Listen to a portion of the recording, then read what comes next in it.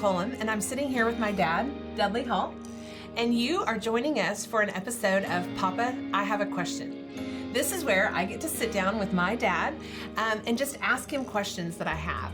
I realized through the years that I have had an amazing privilege and opportunity that when I had questions in my spiritual life, in my regular life, but that I had a great resource to go to. And so when I read something in my Bible, or if I heard a sermon or something that I didn't fully understand, I could just go to one of the great Bible teachers, go to someone who has studied and has lots of wisdom and insight and say, Papa, I have a question.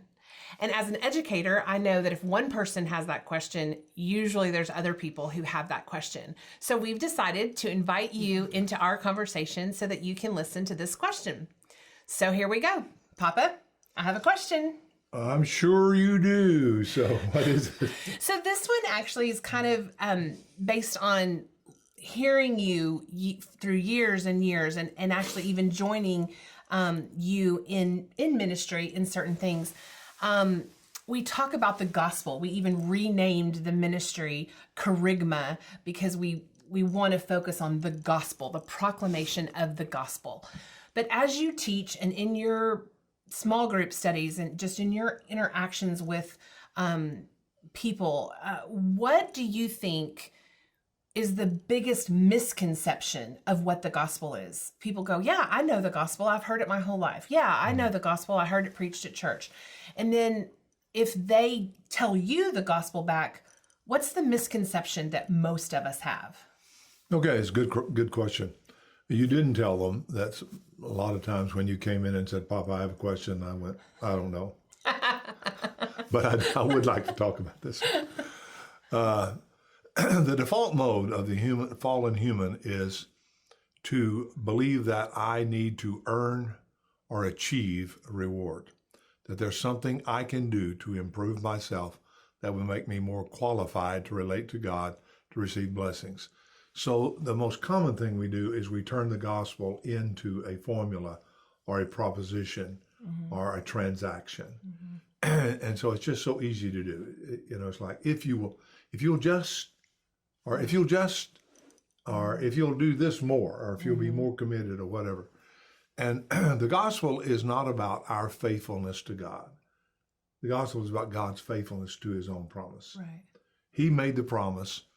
He's the one who came to me. He captures me. He commits himself to me. And the gospel is he does for me what I can't do for myself. And as he does that for me and that mercy touches my heart, then his grace produces graciousness. His grace produces heart obedience rather than behavior regulation. So the biggest misconception is to somehow we always twist the gospel to some kind of transaction. Yeah. And I find myself doing it with in my own life. If I'll do so and so, I'll get more of the blessings. And so I don't know. You ask more. Well, why is it so? The true gospel that he did it all for us is way better. Why is it so hard for us to believe that? Oh, theoretically it's better. Yeah. But it's absolutely humiliating. Well, explain that. Well, it means I'm asked to negotiate with God and I have nothing to negotiate with. If he has a blessing that says, here's a reward, here's a carrot out here, if you'll do this, if you'll give me that, I'll give you this, and I have nothing, that's humiliating. So all of us want good deals. You're a bargain shopper, right? Right. Well, me too. I was like, want things on sale. Good deal. So, if I buy a car, I can't wait to tell my friends, I got a good deal, better than everybody else. Of course, I normally didn't, but but everybody wants a good deal. So we want God to give us a good deal. He said, no, you can't buy. You can't buy with a little, you have to buy with nothing. And that's what's humiliating. I just don't want to admit that I'm that sick, that I am that needy, that I am that desperate. And so if you'll just give me a little bit of something to do, it makes me feel better. But think how blasphemous that is, how wrong it is. I think I can earn what Jesus bought and paid for on the cross by reading my Bible more? Or kindness? Or just being a little kinder, Yeah. saying a kind word, or, stopping doing some kind of activity. It's like, how insulting that is to the grace of God. It's like, God became a man, lived a righteous life, limited himself, died on the cross, took the wrath of God through Jesus Christ. He took the wrath of God, separated from God, experienced hell, so I could relate to him. And I'm going to pay for that with going to church, tithing, whatever that. It is so stupid, and yet we continue to promote it because it gives you a little bit of self-respect. So you said even you do it. We all do it. We all fall back into that misconception. So I'm guessing the first step is realizing that you do it, realizing that you've put yourself in a position of trying to bargain with God or trying to earn that. How do we self-correct when we realize we're doing that? Well, you can't self-correct until, like you said, until you're aware. So that's the role of the Holy Spirit. He convicts. So what is a conviction? He turns on the light and goes, hey, you're not living by the gospel anymore. But hey, I take a little bit of solace in the fact that Peter, super apostle Peter, fell back into it at Antioch. Paul continually exhorted the Galatians, the Corinthians, the Ephesians, and whatever. He had to keep reminding them. Peter says it's no problem to me. Keep reminding y'all that this is gospel here. This is not earning stuff.